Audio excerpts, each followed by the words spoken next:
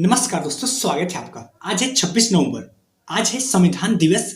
वैसे ये डे हमारे लिए एक स्पेशल डे इसलिए भी हो जाता है क्योंकि आज के दिन ही मेरा भी जन्म हुआ था। वैसे आप मुझे हैप्पी बर्थडे विश कर सकते हैं। कोई ना, चलिए अपना करंट अफेयर का सेशन स्टार्ट करते हैं। आज जो हमने पहला क्वेश्चन लिया हुआ है वो खेल एवं संस्कृति से लिया हुआ है। देखेंगे खेल एवं संस्कृति से क्या क्वेश्चन है और कितने आयाम पर क्वेश्चन बन सकता है। अभी हाल ही में नम्मा कंबाला प्रतियोगिता का आयोजन हुआ। देखेंगे कि नम्मा कंबाला प्रतियोगिता किस राज्य से संबंधित है और यह किस प्रकार का खेल है, यह कब हुआ और कहाँ पे हुआ और यह क्या है, मतलब इसके अंतर्गत कौन सा प्रतियोगिता होता है और भी जितने आयाम पर क्वेश्चन बनेगा। अभी हाल ही में नम्मा कंबाला प्रतियोगिता का आयोजन किस राज्य में किया गया? कर्नाटक के राज्य में। इसे कर्नाटकी खेल भी कहा जाता है। कहाँ पे किया गया? कर्नाटक के बेंगलुरु। कब किया गया? 25 से 26 नवंबर के बीच में। ठीक है, ये क्या है? तो नम्मा कंबाला प्रतियोगिता एक ऐसा प्रतियोगिता है जहां पे भैंसों को कीचड़ भरे धान के खेत में हाका जाता है, मतलब भैंसों की दौड़ होता है। ठीक है, क्या बात करें कि इस प्रकार का खेल और कोई होता है क्या? जी हाँ, इसी प्रकार का खेल एक जल्लीकट्टू के नाम से, जो कि तमिलनाडु में होता है। यह क्या है? एक सांड या बैलों का दौड़ है। सांड या बैल इसमें दौड़ते हैं। इन सभी का उद्देश्य क्या है? इनका उद्देश्य है कर्नाटक की जो पारंपरिक संस्कृति और खेल को बढ़ावा देना। इसीलिए तो मैं इसको खेल में भी रख सकता था या संस्कृति में भी, लेकिन ये खेल एवं संस्कृति दोनों सब्जेक्ट से जुड़ा हुआ है, इसकी वजह से हमने खेल एवं संस्कृति से लिया हुआ है। ठीक है, चलते हैं अपने नेक्स्ट टॉपिक पे। नेक्स्ट टॉपिक हमने सैन्य अभ्यास से लिया हुआ है। देखते हैं सैन्य अभ्यास से क्या क्वेश्चन है और कितने आयाम पे क्वेश्चन बनेगा। अभी हाल ही में भारत और नेपाल के बीच कौन सा सैन्य अभ्यास संपन्न हुआ? कौन सा सैन्य अभ्यास संपन्न हुआ भारत और नेपाल के बीच और कब संपन्न हुआ और कहां पे हुआ? जब दो देशों का कोई सैन्य अभ्यास संपन्न होता है या तो उसके देश में होता है या तो अपने देश में होता है। तो देखते हैं, स्टार्ट करते हैं, कौन सा संस्करण भी है। भारत और नेपाल के बीच कौन सा सैन्य अभ्यास संपन्न हुआ? सूर्य किरण 2023। कब संपन्न हुआ? 24 नवंबर से संपन्न होगा 7 दिसंबर तक। कहां पे? ये भारत के उत्तराखंड के पिथौरागढ़ जिले में। इस बार के संस्करण कौन है? तो 17 क्रम है, मतलब इस बार 17वां संस्करण है। भारत की तरफ से प्रतिनिधित्व कौन करेगा? तो कुमाऊं रेजिमेंट भारत की तरफ से। इस सभी का उद्देश्य क्या है? इनका उद्देश्य है कि भारत और नेपाल मिलकर आपसी सभी क्षेत्रों में आपसी सहयोग बढ़ाए। आखिर में कैसे सहयोग बढ़ाएंगे? तो दोनों देशों का जो जंगल युद्ध का सिस्टम है, मतलब दोनों लोग जो अपने हिसाब से है जंगल युद्ध के बारे में जानकारी साझा करेंगे, आतंकरोधी अभियान चलाएंगे, शांति स्थापना अभियान चलाएंगे, साथ ही संयुक्त सैन्य परेड और हवाई परेड भी चलाएंगे। ठीक है, चलते अपने नेक्स्ट टॉपिक पे। नेक्स्ट टॉपिक हमने सूचकांक से लिया हुआ है। अभी एक सूची जारी हुआ और वो सूची किसकी? 100 सबसे प्रेरक और प्रभावशाली विमेन महिलाओं की सूची जारी हुआ। देखेंगे कि उनमें भारत की कितनी महिलाएं हैं और कौन सी महिलाएं हैं, उनका किस क्षेत्र में क्या योगदान रहा है और इस सूची में जारी करने के लिए क्या मापदंड है। इन सभी आयामों पर हम देखेंगे। अभी हाल ही में 100 सबसे प्रेरक और प्रभावशाली विमेन सूची 2023 जारी हुआ। इसमें भारत की कितनी महिलाएं शामिल थी? इसमें भारत की 4 महिलाएं शामिल थी, जिसमें पहला दिया मिर्जा, एक अभिनेत्री हैं लेकिन इनको सामाजिक कार्यकर्ता के रूप में चयन किया गया।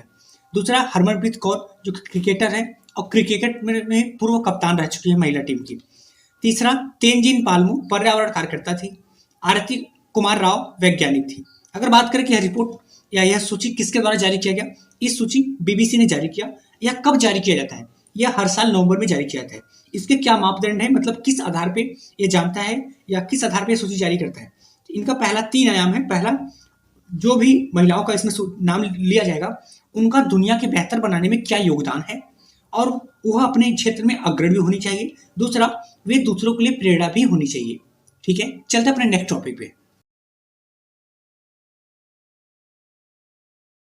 नेक्स्ट टॉपिक हमने विज्ञान एवं प्रौद्योगिकी से लिया हुआ है। देखते हैं क्या क्वेश्चन है और कितने आयाम पर क्वेश्चन बनेगा। अभी हाल ही में विश्व के पहले 3D मुद्रित मंदिर का अनावरण किया गया। ये देखो, विश्व में पहला ऐसा है मंदिर जो 3D मुद्रित है, इसलिए भी ज्यादा इंपॉर्टेंट हो जाता है।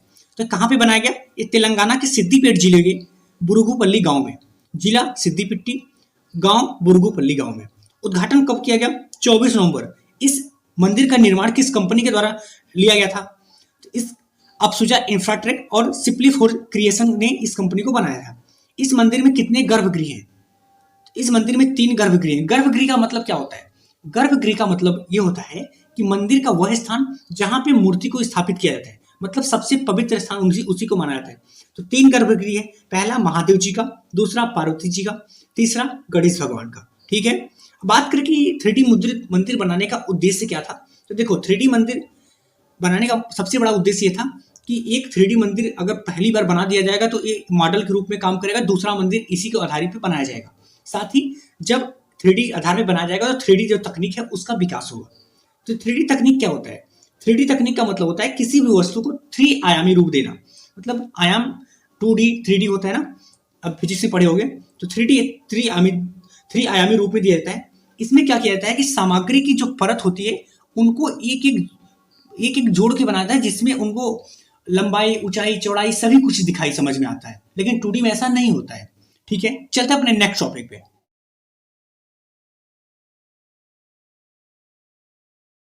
नेक्स्ट टॉपिक हमने खेल से लिया हुआ है। देखते हैं खेल से आधारित क्या क्वेश्चन है। अभी हाल ही में आईसीसी ने किस देश के क्रिकेटर को 6 साल के लिए प्रतिबंध कर दिया, और कौन से क्रिकेटर थे, किस देश के लिए खेलते थे, और साथ ही वह देश कितने वर्ल्ड कप में विजेता रह चुका है, और इन्हें 6 साल के लिए प्रतिबंध क्यों किया गया।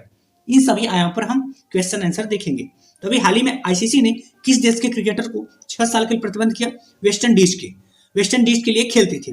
किसे, क्या नाम है उनका? Marlon Samuels. आखिर में क्यों किया गया? उनके ऊपर एक भ्रष्टाचार का आरोप है। उनका आरोप है कि उनके ऊपर आरोप है अमीरात क्रिकेट बोर्ड की भ्रष्टाचार रोधी संहिता के उल्लंघन का आरोप है। ठीक है, इन्हें कितने वर्ष के लिए सजा दिया गया? इनके 6 वर्षों के लिए दिया गया। अगर बात करें कि वेस्ट इंडीज के बारे में, तो वेस्ट इंडीज एक ऐसा टीम है जो कि फाइनल में जब आईसीसी वर्ल्ड कप स्टार्ट हुआ था तो पहली वर्ल्ड कप ट्रॉफी, दूसरी वर्ल्ड कप ट्रॉफी 1975 1979 की वेस्ट इंडीज विजेता रहा। लेकिन वेस्ट इंडीज ही एक ऐसी टीम थी जो 2023 वर्ल्ड कप लीग में भी शामिल नहीं होने वाली टीम थी, तो उसमें भी क्वालिफाई नहीं कर पाई थी वेस्ट इंडीज। ठीक है, चलते हैं अपने नेक्स्ट टॉपिक पे। नेक्स्ट टॉपिक हमने चर्चित व्यक्ति से लिया हुआ है। चर्चित व्यक्ति में हमने आपको बताया था कोई ऐसा व्यक्ति, कोई रचना उसका महत्वपूर्ण हो जाए, या तो उसका निधन हो जाए, या उसके द्वारा कोई सम्मान प्राप्त कर दिया तो चर्चा में आ जाता है व्यक्ति। तो चर्चित व्यक्ति में देखेंगे क्या क्वेश्चन है और कितने आयाम पर क्वेश्चन मिलेगा। तो देखो, ये इसलिए इंपॉर्टेंट है क्योंकि सुप्रीम कोर्ट की पहली महिला न्यायाधीश मीरा साहिब फातिमा का बीवी का निधन हुआ। जो मीरा साहिब फातिमा बीवी थी, ये सुप्रीम कोर्ट की पहली महिला न्यायाधीश बनी थी, इसलिए ज्यादा इंपॉर्टेंट होता है। अभी हाल ही में इनका निधन हुआ, तो निधन कहाँ पे हुआ? केरल में। इनका जन्म की बात करें तो जन्म भी 1927 में केरल में हुआ था। निधन कब हुआ? 23 नवंबर, कोल्लम, केरल में। ये पहली न्यायाधीश थी कहाँ की? सुप्रीम कोर्ट की। जो कि 1989 से 1992 तक रही।